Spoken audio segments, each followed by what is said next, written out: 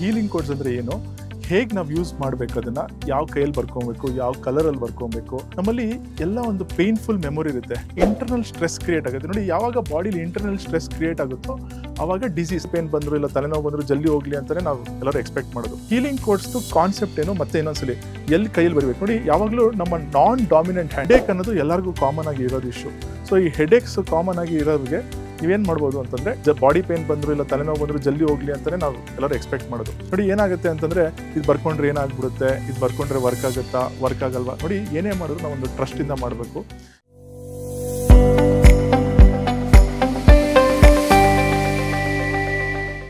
ಎಲ್ರಿಗೂ ನಮಸ್ಕಾರ, ಡಾಕ್ಟರ್ ಬಾಸ್ಗೆ ಸ್ವಾಗತ. ಇವತ್ತು ನಾವು ಹೀಲಿಂಗ್ ಕೋಡ್ಸ್ ಬಗ್ಗೆ ಮಾತಾಡೋಣ. ಈ ಹೀಲಿಂಗ್ ಕೋಡ್ಸ್ ಅಂದರೆ ಏನು, ಹೇಗೆ ನಾವು ಯೂಸ್ ಮಾಡಬೇಕು, ಅದನ್ನು ಯಾವ ಕೈಯಲ್ಲಿ ಬರ್ಕೊಬೇಕು, ಯಾವ ಕಲರಲ್ಲಿ ಬರ್ಕೊಬೇಕು, ಅದು ಹೇಗೆ ವರ್ಕ್ ಆಗುತ್ತೆ, ಅದ್ರ ಕಾನ್ಸೆಪ್ಟ್ ಏನು, ಅದ್ರ ಬಗ್ಗೆ ನಾನು ಆದಷ್ಟು ಇನ್ಫಾರ್ಮೇಷನ್ ನಿಮ್ಗೆ ಇವತ್ತು ಕೊಡೋಕ್ಕೆ ಟ್ರೈ ಮಾಡ್ತೀನಿ.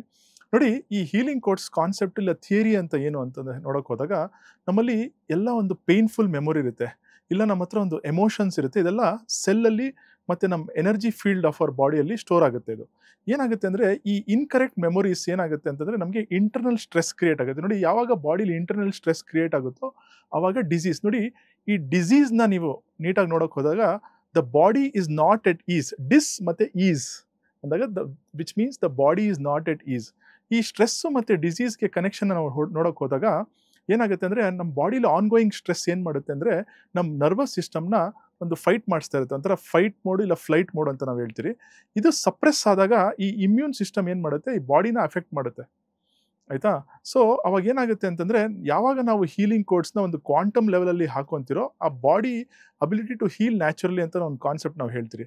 ಸೊ ಇದರಲ್ಲಿ ಈ ಹೀಲಿಂಗ್ ಕೋಡ್ಸ್ನ ನಾವು ಒಂದು ಎನರ್ಜಿ ಸ್ವಿಚಸ್ ಅಂತ ನಾವು ಹೇಳ್ತೀವಿ. ಏನಂತಂದರೆ, ಏನಾಗುತ್ತೆ ಅಂದರೆ, ಈ ಕ್ವಾಂಟಮ್ ಲೆವೆಲಲ್ಲಿ ನಾವು ಎನರ್ಜಿ ಸರ್ಕಲ್ಸ್ನ ಕ್ರಿಯೇಟ್ ಮಾಡ್ಕೊಳ್ಳೋದು ಇಲ್ಲ ಎನರ್ಜಿ ಕೋಡ್ಸ್ನ ಬರೆಯೋದು, ಅದು ಏನು ಮಾಡುತ್ತೆ ಅಂತಂದರೆ ಒಂದು ಎನರ್ಜಿ ಕ್ರಿಯೇಟ್ ಮಾಡೋದು. ಅವಾಗಲೇ ಏನು ಹೇಳಿದೆ ನೋಡಿ, ಬಾಡಿ ಒಳಗಡೆ ಸ್ಟ್ರೆಸ್ಸು ಮತ್ತು ಕ್ರಿಯೇಟ್ ಆಗ್ತಾ ಇರುತ್ತೆ ಒಳಗಡೆ ಅಂತ, ಅವಾಗಲೇ ಡಿಸೀಸ್ ಬರೋದು ಅಂತ. ಸೊ ನಾವು ಏನು ಮಾಡ್ಬೋದು ಅಂತಂದರೆ, ಒಂದು ಪರ್ಟಿಕ್ಯುಲರ್ ಹ್ಯಾಂಡ್ ಪೊಸಿಷನ್ನು ಇಲ್ಲ ನಂದು ಅಪ್ಪರ್ ಬಾಡಿ ಎಲ್ಲಾದರೂ ನಾವು ಹೀಲಿಂಗ್ ಕೋಡ್ಸ್ನ ನಾವು ಬರ್ಕೊಂಡಾಗ ಏನಾಗುತ್ತೆ ಅಂದರೆ ಅದು ಎಕ್ಸ್ಟರ್ನಲಿ ವರ್ಕ್ ಆಗುತ್ತೆ. ನೋಡಿ, ಹಂಗಂತ ನಾವು ಮೆಡಿಸನ್ ತೊಗೊಬಾರ್ದು, ತೊಗೊಳ್ದೆ ಇದು ಹಾಕೊಂಡ್ಬಿಟ್ರೆ ವರ್ಕ್ ಆಗುತ್ತೆ ಅಂತಲ್ಲ. ಸೊ ನೋಡಿ, doctor advice is always the best advice. So ನೀವು ಡಾಕ್ಟ್ರು ಒಳಗಡೆ ಏನು ಟ್ಯಾಬ್ಲೆಟ್ ಕೊಡ್ತಾರೆ ಅದು ಬಾಡಿ ಒಳಗಡೆ ಏನೇನು ವರ್ಕ್ ಮಾಡಬೇಕು ಅದು ಮಾಡ್ತಾ ಇರಲಿ. ಬಟ್ ನೀವು ಹೊರಗಡೆ ಎನರ್ಜಿ ಲೆವೆಲಲ್ಲಿ ಆ scientific, so at the end of the day ನೀವು ಟ್ಯಾಬ್ಲೆಟು ತೊಗೊತಿದ್ದೀರಾ ಮತ್ತು ಇದನ್ನು ಮಾಡಿದಾಗ ಒಂಥರ ಡಬಲ್ ಟ್ಯಾಬ್ಲೆಟ್ ತೊಗೊಂಡಂಗೆ ಲೆಕ್ಕ ಆಗುತ್ತೆ. So at least at end of sir ಯಾರಿಗೆ ತಾನೇ ಇವಾಗ ಬಾಡಿ ಪೇಯ್ನ್ ಇದೆ ಅಂತಂದ್ರೆ ಇನ್ನೂ ಜಾಸ್ತಿ ದಿವಸ ಇರಲಿ ಅಂತ ಅಂದ್ಕೊಳ್ಳೋದು, ಬಾಡಿ ಪೇಯ್ನ್ ಬಂದರು ಇಲ್ಲ ತಲೆನೋವು ಬಂದರು ಜಲ್ದಿ ಹೋಗಲಿ ಅಂತಲೇ ನಾವು ಎಲ್ಲರೂ ಎಕ್ಸ್ಪೆಕ್ಟ್ ಮಾಡೋದು. ಸೊ ಈ ಥರ ಕಾನ್ಸೆಪ್ಟಲ್ಲಿ ನಾವು ಈ ಹೀಲಿಂಗ್ ಕೋಡ್ಸ್ನ ಬರ್ಸ್ತೀವಿ. ನೋಡಿ, ಈ ಹೀಲಿಂಗ್ ಕೋಡ್ಸ್ದು ಕಾನ್ಸೆಪ್ಟ್ ಏನು ಮತ್ತೆ ಇನ್ನೊಂದ್ಸಲಿ ಎಲ್ಲಿ ಕೈಯಲ್ಲಿ ಬರಬೇಕು ನೋಡಿ. ಯಾವಾಗಲೂ ನಮ್ಮ ನಾನ್ ಡಾಮಿನೆಂಟ್ ಹ್ಯಾಂಡ್, ಇವಾಗ ನೀವು ಅಕಸ್ಮಾತ್ ರೈಟ್ ಹ್ಯಾಂಡರ್ ಆಗಿದ್ರೆ ಲೆಫ್ಟ್ ಹ್ಯಾಂಡಲ್ಲಿ ಬರ್ಕೊಬೇಕು, ಅಕಸ್ಮಾತ್ ಲೆಫ್ಟ್ ಹ್ಯಾಂಡರ್ ಆಗಿದ್ರೆ ರೈಟ್ ಹ್ಯಾಂಡಲ್ಲಿ ಬರ್ಕೊಬೇಕು. ಸೆಕೆಂಡ್, ಯಾವ ಕಲರಲ್ಲಿ ಬರ್ಕೊಬೇಕು ನೋಡಿ. ಆ್ಯಕ್ಚುಲಿ 3 ಕಲರ್ ಯೂಸ್ ಮಾಡ್ತೀವಿ ನಾವು, ಬ್ಲೂ ಕಲರ್, ಗ್ರೀನ್ ಕಲರ್ ಮತ್ತು ರೆಡ್ ಕಲರ್. ನೋಡಿ, ಏನಾಗುತ್ತೆ ಅಂತಂದರೆ, ಈ ರೆಡ್ ಕಲರ್ ಎಲ್ಲ ನಾವು ಇವಾಗ ಪೇಯ್ನ್ಸ್ ಅನ್ನೋದಿತ್ತು ಅಂತಂದರೆ ಅದು ಕಡಿಮೆ ಆಗೋದಕ್ಕೆ ಯೂಸ್ ಮಾಡ್ತೀರಿ. ಸಪೋಸ್ ಏನಾದರೂ ಜಾಸ್ತಿ ಆಗಬೇಕು ಅಂದರೆ ಗ್ರೀನ್ ಕಲರ್ ಯೂಸ್ ಮಾಡ್ತೀರಿ, ಒಂದು ನ್ಯೂಟ್ರಲ್ ಆಗಿ ಬ್ಲೂ ಕಲರ್ ಯೂಸ್ ಮಾಡ್ತೀವಿ. ನಾನು ನಿಮ್ಗೆ ಏನು ಸಜೆಸ್ಟ್ ಮಾಡ್ತೀನಿ ಅಂದರೆ, ಈ ಗ್ರೀನು ರೆಡ್ ಹತ್ರ ಹೋಗ್ಬಿಡಿ, ಯಾಕಂದರೆ ಒಂದೊಂದ್ಸಲಿ ಡಿಕ್ರೀಸ್ ಆಗೋ ಸಿಚುವೇಶನ್ಸ್ ನಿಮ್ಗೆ ಗೊತ್ತಾಗೋದಿಲ್ಲ. ಅದಕ್ಕೆ ಬ್ಲೂ ಕಲರು ಒಂಥರ ನ್ಯೂಟ್ರಲ್ ಕಲರ್ ಅಂತ ಹೇಳ್ತೀರಿ. ಸೊ ಬ್ಲೂ ಕಲರ್ನ ಯೂಸ್ ಮಾಡಿ. ಸೆಕೆಂಡ್ಲಿ, ಈ ಕೋಡ್ಸ್ ಬರುವಾಗ ಒಂದು ಸ್ಪೇಸಸ್ ಬಿಡೋದು ತುಂಬ ಇಂಪಾರ್ಟೆಂಟ್. ನೋಡಿ, ಇವಾಗ ಫಾರ್ ಎಕ್ಸಾಂಪಲ್ಲು ಗ್ಯಾಸ್ಟ್ರಿಕ್ ರಿಫ್ಲಕ್ಸ್ಗೆ ಒಂದು ಹೀಲಿಂಗ್ ಕೋಡ್ ಬಂದುಬಿಟ್ಟು 27 55 362. ನೋಡಿ, ನಾನು ಹೇಳ್ತೀನಿ ನೋಡಿ, 27 55 362.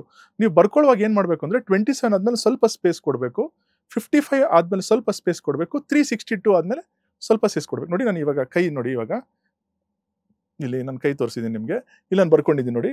27 ಆದಮೇಲೆ ಸ್ವಲ್ಪ ಸ್ಪೇಸ್ ಇದೆ, 55 ಆದಮೇಲೆ ಸ್ವಲ್ಪ ಸ್ಪೇಸ್ ಇದೆ, 362. ಆಯಿತಾ? ಈ ಥರ ನಾನು ನಿಮಗೆ ಹಲವಾರು ಕೋಡ್ಸ್ ಹೇಳ್ತೀನಿ ನೋಡಿ. ಇವಾಗ ಗ್ಯಾಸ್ಟ್ರಿಕ್ ರಿಫ್ಲಕ್ಸ್ಗೆ ಮತ್ತೆ ಇನ್ನೊಂದ್ಸಲಿ 27 ಸ್ಪೇಸ್ 55 ಸ್ಪೇಸ್ 362. ಇದೆಲ್ಲ ಒಂದು ನಾರ್ಮಲ್ ಆಗಿ ನಾವು ಎಲ್ಲರೂ ಫೇಸ್ ಮಾಡುವಂಥ ಇಶ್ಯೂ. ಇವತ್ತು ಆದಷ್ಟು ನಾವು ನಾರ್ಮಲ್ ಆಗಿ ಏನೇನು ಇಶ್ಯೂ ಫೇಸ್ ಮಾಡ್ತೀರೋ ಅದಕ್ಕೆ ಹೀಲಿಂಗ್ ಕೋಡ್ಸ್ ನಾವು ಕೊಡ್ತೀರಿ. ಸೊ ನೆಕ್ಸ್ಟು ಕಿಡ್ನಿ ಸ್ಟೋನ್ ಅನ್ನೋದು ಇನ್ನೊಂದು ಸ್ವಲ್ಪ ಪ್ರಾಬ್ಲಮ್, ಸ್ವಲ್ಪ ಸಡನ್ನಾಗಿ ಗೊತ್ತಿಲ್ಲದೆ ಹೊಟ್ಟೆ ನೋವು ಬರ್ತಾ ಇದೆ, ಕಿಡ್ನಿ ಸ್ಟೋನ್ಸ್ ರೀಸನ್ ಆಗಿರುತ್ತೆ ಅಂತಂದರೆ ನೀವೇನು ಮಾಡ್ಬೋದು ಅಂತಂದರೆ 68 ಸ್ಪೇಸ್ 43 ಸ್ಪೇಸ್ 833. ನೋಡಿ, ಮತ್ತೆ ಹೇಳ್ತೀನಿ, 68 ಸ್ಪೇಸ್ 43 ಸ್ಪೇಸ್ 833. ಇದು ಕಿಡ್ನಿ ಸ್ಟೋನ್ಸ್ಗೆ ನೀವು ಯೂಸ್ ಮಾಡ್ಕೊಬೋದು. ಜನರಲ್ ಆಗಿ ಹೆಡೇಕ್ ಅನ್ನೋದು ಎಲ್ಲರಿಗೂ ಕಾಮನ್ ಆಗಿ ಇರೋದು ಇಶ್ಯೂ. ಸೊ ಈ ಹೆಡೇಕ್ಸ್ ಕಾಮನ್ ಆಗಿ ಇರೋರಿಗೆ ನೀವೇನು ಮಾಡ್ಬೋದು ಅಂತಂದರೆ 23 ಸ್ಪೇಸ್ 74 ಸ್ಪೇಸ್ 555. ಅಗೇನ್ ರಿಪೀಟ್ ಮಾಡ್ತೀನಿ, 23/74/555 ಇದು ಹೆಡೇಕ್ಸ್ ಹೀಲ್ ಮಾಡೋದಕ್ಕೆ ಯೂಸ್ ಮಾಡ್ಬೋದು. ಅದೇ ಥರ ಸ್ವಲ್ಪ ಮೈಗ್ರೇನ್ ಅಂತ ನಾವು ಏನಾದರೂ ಹೋದಾಗ ಸ್ವಲ್ಪ ಮೈಗ್ರೇನ್ ರೆಗ್ಯುಲರ್ ಹೆಡೇಕ್ ಯಾವುದು ಮೈಗ್ರೇನ್ ಕನ್ವರ್ಟ್ ಆಗಿರೋರಿಗೆ 95/96/562 ಮತ್ತೆ ರಿಪೀಟ್ ಮಾಡ್ತೀನಿ 95/96/562 ಆಯಿತಾ. ಅದೇ ಥರ ಇನ್ನೊಂದು ಕಾಮನ್ ಆಗಿ ಎಲ್ಲರೂ ಫೇಸ್ ಮಾಡೋ ಪ್ರಾಬ್ಲಮು ಬ್ಯಾಕ್ ಪೇನ್. ನೋಡಿ, ಬ್ಯಾಕ್ ಪೇನ್ ಯಾರಿಗೂ ಬರಬಾರ್ದು, ಆದಷ್ಟು ಪೇನು ಯಾರು ತಡ್ಕೊಳಕ್ಕಾಗೋದಿಲ್ಲ.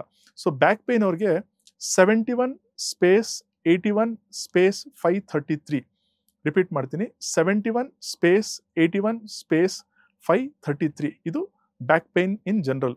ನೋಡಿ, ಇನ್ನೊಂದು ಇಂಡಿಯಾನ diabetes capital of the world ಅಂತ ನಾವು ಹೇಳ್ತೀರಿ.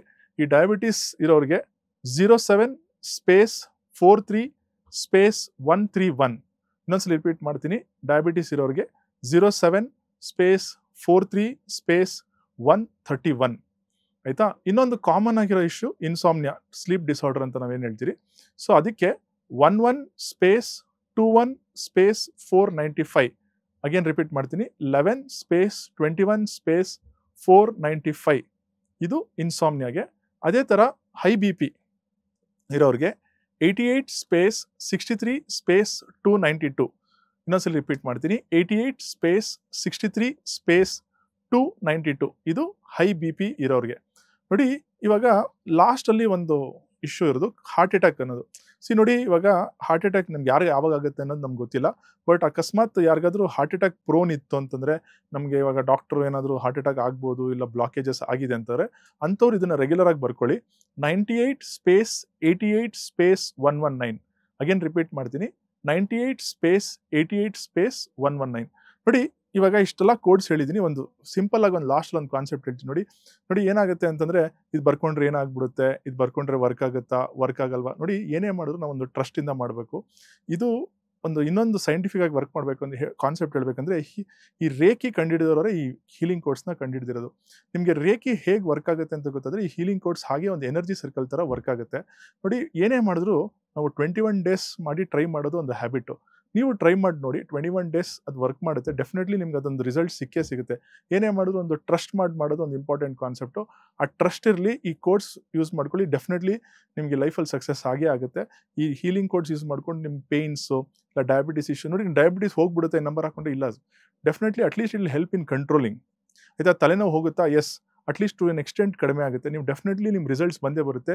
ದಯವಿಟ್ಟು ಈ ಕೋಡ್ಸ್ನ ಯೂಸ್ ಮಾಡೋರು ಇದನ್ನು ಟ್ರೈ ಮಾಡಿ. ಒಂದು 3-4 ದಿವಸಕ್ಕೆ ರಿಸಲ್ಟ್ಸ್ ಬಂದರೆ ದಯವಿಟ್ಟು ಒಂದು ಕಮೆಂಟ್ ಮಾಡಿ, ನಮ್ಗೆ ಇನ್ನೂ ಪ್ರೋತ್ಸಾಹ ಸಿಗುತ್ತೆ. ಇನ್ನೂ ಸಾಕಷ್ಟು ಕೋಡ್ಗಳಿದೆ ನಮ್ಮ ಹತ್ರ ನಿಮಗೆ ಕೊಡೋದಕ್ಕೆ. ಮತ್ತೆ ಇನ್ನೊಂದ್ಸಲಿ ಸಿಗೋಣ. Thank you. ಲೇಟೆಸ್ಟ್ ಹಾಗೂ ಇಂಟ್ರೆಸ್ಟಿಂಗ್ ಸುದ್ದಿಗಳಿಗಾಗಿ ಬಾಸ್ ಟಿವಿ ಕನ್ನಡ ಚಾನೆಲ್ನ ಸಬ್ಸ್ಕ್ರೈಬ್ ಮಾಡಿ, ಹಾಗೆಯೇ ಬೆಲ್ ಐಕಾನ್ ಪ್ರೆಸ್ ಮಾಡಿ. ಇದರ ಜೊತೆಗೆ ಫೇಸ್ಬುಕ್, ಇನ್ಸ್ಟಾಗ್ರಾಮ್, ಎಕ್ಸ್ನಲ್ಲೂ ಮಿಸ್ ಮಾಡದೆ ಫಾಲೋ ಮಾಡಿ.